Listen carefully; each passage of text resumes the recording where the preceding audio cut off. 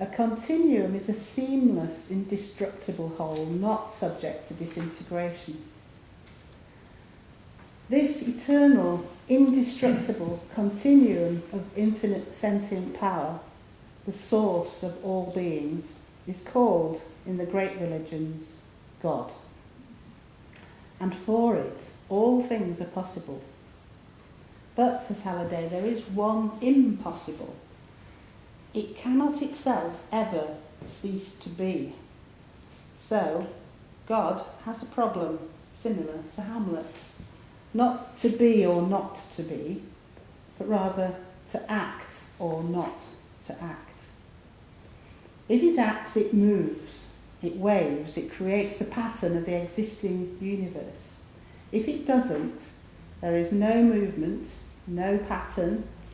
In Hinduism, the universe is alternately created and uncreated in cycles of activity and non-activity. This has some resonance also with the multiverse theories of recent physical cosmology. Halliday said that we are made of the debris of prior universes. That is, the very substance of our being is something which has been recycled from previous existences. And before the Big Bang, he said, was the Big Crunch. I can't remember which lecture, but that he actually said that in one of his recorded lectures. And I've actually read an article in this year just gone, one of the New Scientist magazines, where physicists are actually positing before the Big Bang, the Big Crunch. So to have the energy for that Big Bang explosion, you've got to have some energy put in first for it to be able to explode. So that's a sort of physical aspect of the creation and uncreation of the Hindu cycles. Or Empedocles in ancient Greece described the universe as being made of love and hate. And when love is predominant, everything comes together. And when hate is predominant, everything is driven apart. And somewhere halfway in between is where we exist. When in an active phase, this infinite continuum of sentient power waves, and the waves cross each other, creating patterns and local vortices. Each of these spin points is a being, a localized, encapsulated zone of sentient power, having a local experience. It could be an atom, it could be a cell, a mineral, a vegetable, an animal, a human being, a planet, a solar system, a whole universe.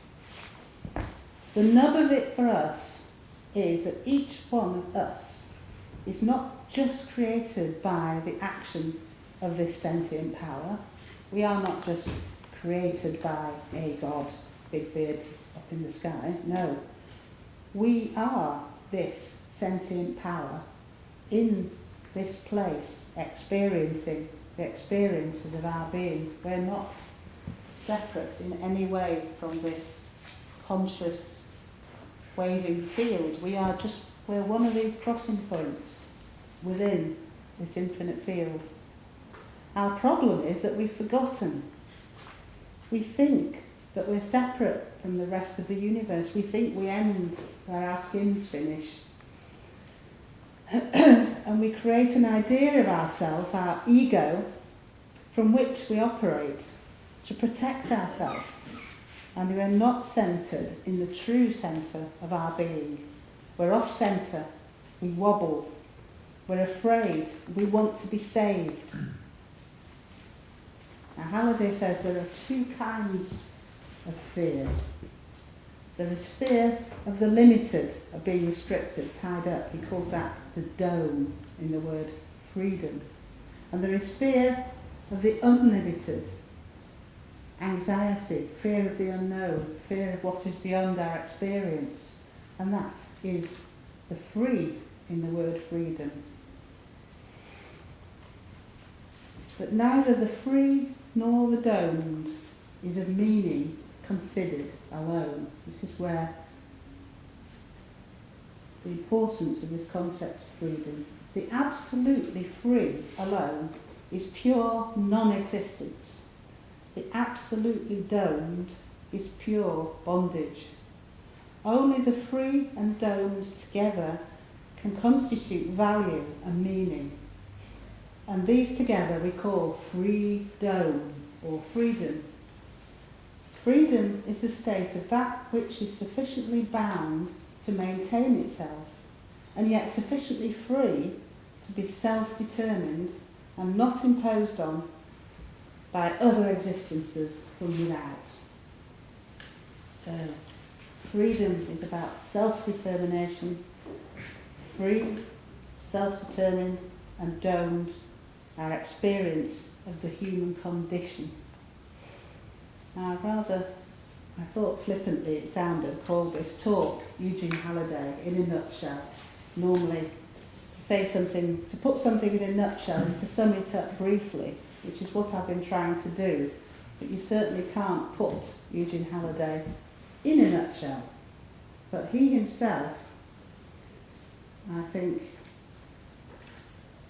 through his work on himself, was bounded in a nutshell, like Hamlet's saying that he could be confined within a nutshell, but count himself a king of infinite space.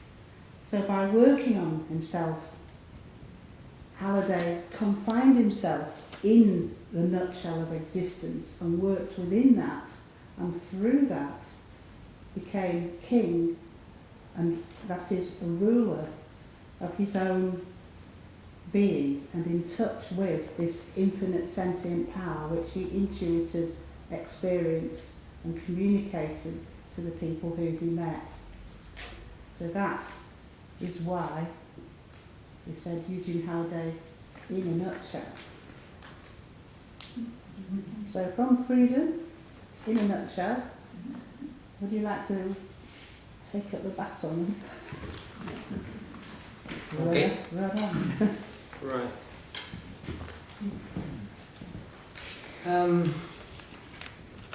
If I'm thinking about Eugene Halliday in a nutshell, and particularly the question rises, why Eugene Halliday? Because most people here, I think, are interested participants. We have read stuff, we have listened to talks, we have been to lectures, and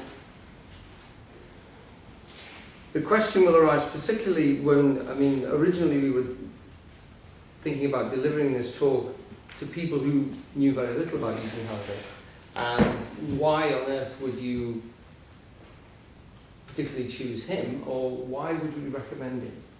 And if I was going to tackle those questions, and if I was talking to you as if you were completely fresh, I would say that, speaking aside from all the aspects which Hephzibah's just allocated, if you think of why, I'm going to start with the first reason for me to recommend him would be vocabulary.